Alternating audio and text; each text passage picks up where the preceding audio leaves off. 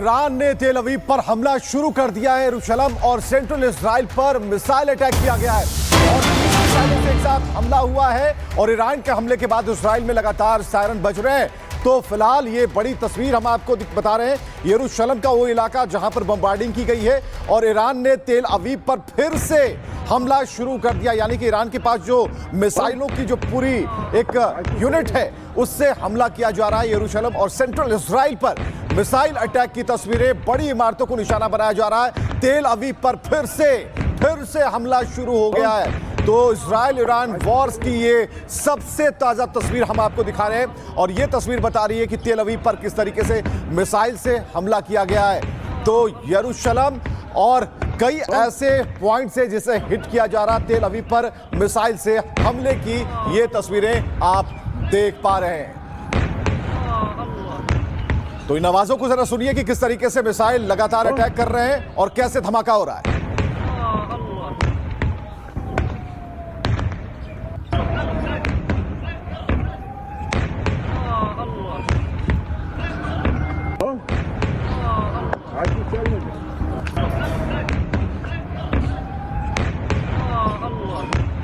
तो तेल अवीव के आसमान में सिर्फ बारूद ही बारूद नजर आ रहा है। जो काला धुआं है बल्कि वो मिसाइल अटैक के बाद की जो स्थिति है।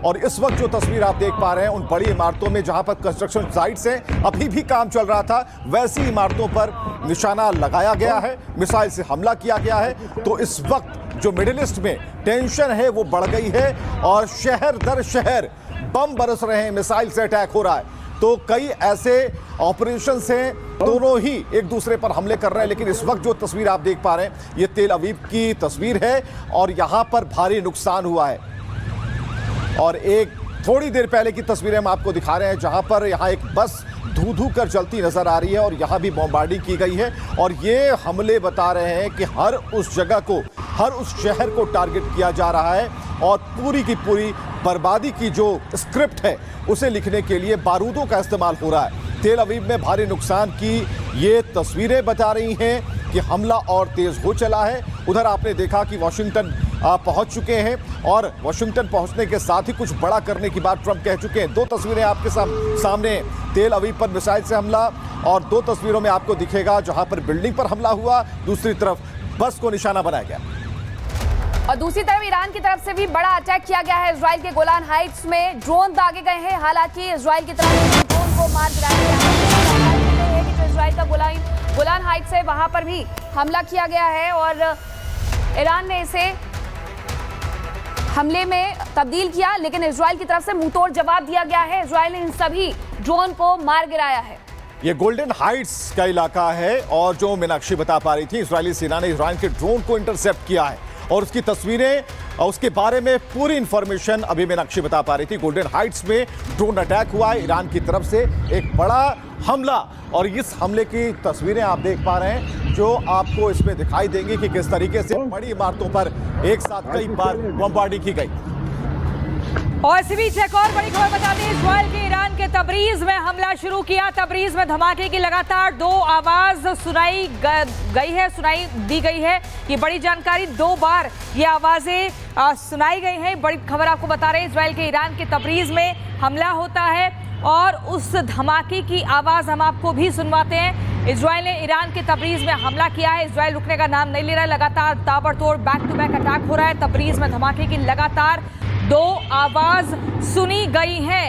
इजराइल ने ईरान के तबरीज में हमला शुरू कर दिया है। तो ये बड़ी खबर आपको बता रहे हैं, तस्वीरें आप देख रहे हैं। ओ देखो वहां पे तो यही वो जगह है जहां पर एक रॉकेट हमला हुआ है। और दिनेश नयन हमारे साथ जुड़ गए हैं, रक्षा विशेषज्ञ। सर, मैं आपसे समझना चाहूंगी, जिस तरीके से लगातार बैक टू बैक अटैक कर रहा है इजराइल, थम नहीं रहा है। अब ईरान के तबरीज में भी अटैक किया गया, उस धमाके की आवाज एक नहीं बल्कि दो बार सुनी गई है।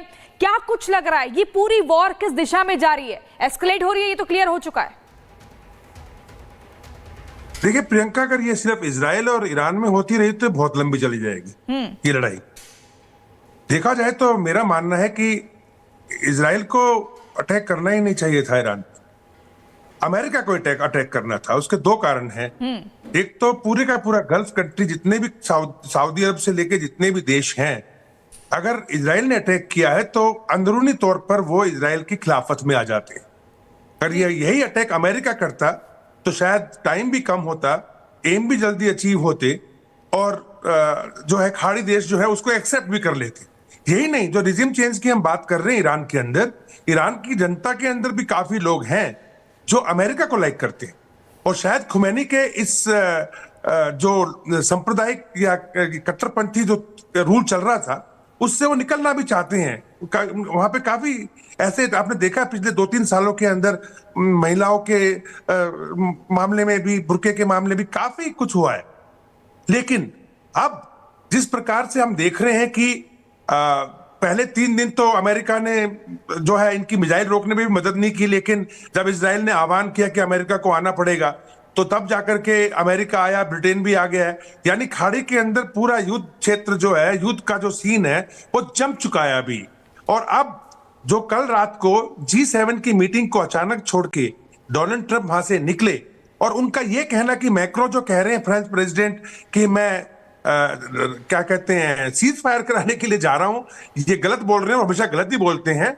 उन्होंने कहा अभी सीन बाकी है, देखिए अभी क्या होता है, ऐसा ट्वीट किया है। अभी अमेरिका के अंदर सिक्योरिटी कॉन्फ्रेंस पे, सिक्योरिटी की एक बहुत बड़ी कॉन्फ्रेंस चल रही है वो वाला व्हाइट हाउस के अंदर, और मेरा मानना है कि पहले से ही कि अमेरिका इसमें 100% कूदेगा। क्यों कूदेगा? 2 कारण है उसके। एक तो इनके पास पहली बार मौका मिला है इजराइल को और अमेरिका को कि ये परमाणु जो कार्यक्रम है ईरान का उसको ठिकाने लगा सकें।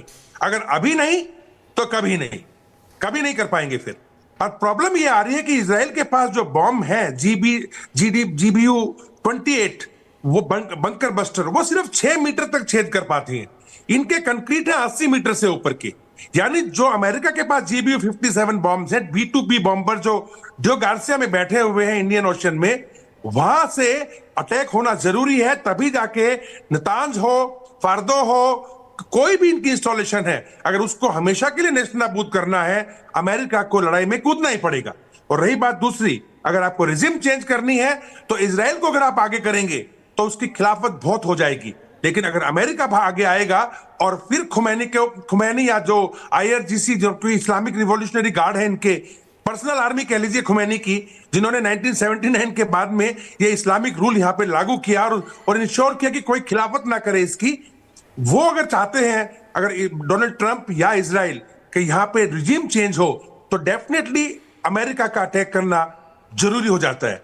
तो आज मुझे लगता है टाइम आ गया है कि अब अमेरिका डेफिनेटली इस युद्ध में कूदेगा। तो बिल्कुल ट्रंप क्या करने वाले हैं ये बताकर ठोकना इसे कहते हैं, और ट्रंप वही कर रहे हैं। बताया उन्होंने कि वो क्यों जा रहे हैं, और जो भी खबरें चल रही थी कि ये मैत्री करवाने जा रहे हैं, समझौता करवाने जा रहे हैं, इस बात से साफ तौर पर उन्होंने इनकार कर दिया है और ये बता दिया है कि कुछ बड़ा करने वाले हैं, कुछ बड़ा ऐसा जो एक मैसेज भी देगा। और लगातार हमारे जो रक्षा एक्सपर्ट हैं वो अपनी बातें कह रहे हैं।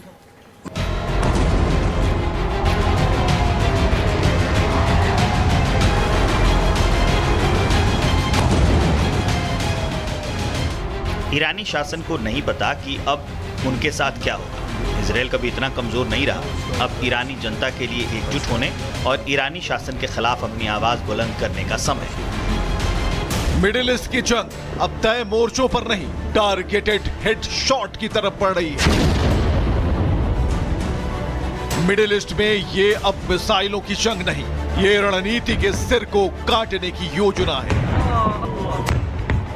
जो इजराइल अभी तक ईरान के परमाणु संयंत्रों को टारगेट कर रहा था, अब वो अपने प्लान के को अंजाम देने के मूड में आ गया है। अब नेतन्याहू का अगला वार ईरान की छाया पर होने वाला है। नेतन्याहू ने अब उस नाम को टारगेट किया है जिसे छूना भी अब तक रेड लाइन माना जाता था, ईरान के सर्वोच्च नेता आयतुल्ला अली खामनेई। और ये सिर्फ इजराइल की रणनीति नहीं, ये भविष्य के युद्ध का नया फॉर्मूला है।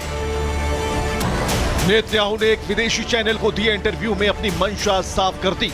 नेतन्याहू ने खुलकर कहा कि अगर जहर की जड़ काटनी है तो शाखाओं पर हमला काफी नहीं है। इजरायली पीएम ने माना कि उनकी मिसाइल ने ईरान में खामनेई को टारगेट किया था और उनका मिशन ही खामनेई के खात्मे का है। नेतन्याहू ने साफ और स्पष्ट शब्दों में कहा कि खामनेई की मौत संघर्ष खत्म करेगा, बढ़ाएगा नहीं। ईरान के सर्वोच्च नेता अयातुल्लाह अली खामनेई को मारने से ही ईरान इस्राइल के बीच जारी संघर्ष का अंत हो जाएगा। हम जो जरूरी है वही कर रहे हैं। नेतन्याहू ने यह भी स्वीकारा कि ईरान के टॉप न्यूक्लियर साइंटिस्ट को पहले ही खत्म किया जा चुका है और खत्म किए जा चुके हैं उनके वैज्ञानिक। इंटरव्यू में नेतन्याहू ने माना कि इस्राएली सेना ने ईरान के टॉप न्यूक्लियर साइंटिस्ट को टारगेट किया है। ये लोग हिटलर की न्यूक्लियर टीम की तरह हैं। मतलब साफ है, जंग सिर्फ टारगेट्स पर नहीं बल्कि पूरी सोच पर है, और ये सोच ईरान की बर्बादी फैलाने वाली न्यूक्लियर मानसिकता है।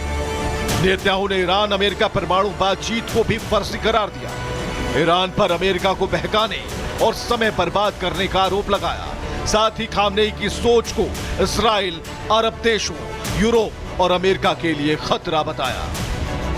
ईरान झूठ बोलता है, धोखा देते हैं और अमेरिका को समय से बांध कर रखता है। हमारे पास इसके पुख्ता और खुफिया इनपुट्स हैं। ईरान केवल इस्राइल ही नहीं बल्कि अमेरिका, यूरोप और अरब देशों के लिए खतरा है। नेतन्याहू का दावा है कि खामनेई की सोच अमेरिका के लिए खतरा है। इस्राएली पीएम ने अमेरिका को सीधे शब्दों में चेताते हुए कहा, मैं अमेरिका फर्स्ट को समझता हूं लेकिन अमेरिका डेड को नहीं। मतलब साफ है कि खतरा अब सीमाओं में नहीं बंधा। न्यूक्लियर ईरान पूरी दुनिया की तबाही की स्क्रिप्ट लिख रहा है। अब सवाल ये नहीं कि जंग कितनी लंबी चलेगी, सवाल यह है कि क्या खामनेई की मौत से मिडिल ईस्ट की आग बुझ सकती है? क्या नेतन्याहू सच में उस एंड गेम की तरफ बढ़ रहे हैं जहां एक ईरान के सर्वोच्च नेता की मौत से दुनिया को शांति मिल जाएगी? क्या यही युद्ध का अंतिम समाधान है? क्योंकि नेतन्याहू अब सिर्फ जंग नहीं लड़ रहे, अब वो इतिहास लिखना चाहते हैं एक ऐसे फैसले के साथ जिससे मिडिल ईस्ट की दिशा और दशा दोनों बदल सकती है। Bureau report, Republic Bharat. तो ईरान और इजराइल के बीच में अब जंग भीषण होती जा रही है। ईरान हो या फिर इजराइल हो, हर जगह सिर्फ सायरन की आवाजें आ रही हैं। तेल अवीव पर जो मिसाइल हमला हुआ है उसकी तस्वीर देख लीजिए, आग का तांडव देखने को मिल रहा है। दूसरी तरफ इजराइल की तरफ से ये कहा जा रहा है कि वो ईरान को बड़ी चोट देगा और दी भी जा रही है। अब ईरान के लिए एक बड़ा सरदर्द बन सकता है अमेरिका, जहां अमेरिकी राष्ट्रपति ट्रंप G7 समिट छोड़ करके चले गए हैं। अब ऐसे में इजराइल के साथ जब अमेरिका खड़ा होगा तो युद्ध किस तरीके से परिवर्तित हो जाएगा ये भी देखना होगा। दूसरी तरफ ये अमेरिका की तरफ से कहा गया था कि वो सीधे इस युद्ध में नहीं उतरेगा, लेकिन आज राष्ट्रपति ट्रंप की तरफ से मैक्रो के बयान पर यह कहा गया, जो कि फ्रांस के राष्ट्रपति है, कि मैं युद्ध रुकवाने के लिए नहीं जा रहा हूं बल्कि कुछ बड़ा करने के लिए जा रहा हूं। यानी कि इस युद्ध में आने वाले वक्त में और भी मोड़ देखने को मिलेंगे। हमास के वक्त पर युद्धपोतों की तैनाती अरब सागर से लेकर के लाल सागर तक, मध्य सागर तक की गई थी। अब ऐसे में एक बार फिर से युद्धपोतों की तैनाती देखने को मिल सकती है।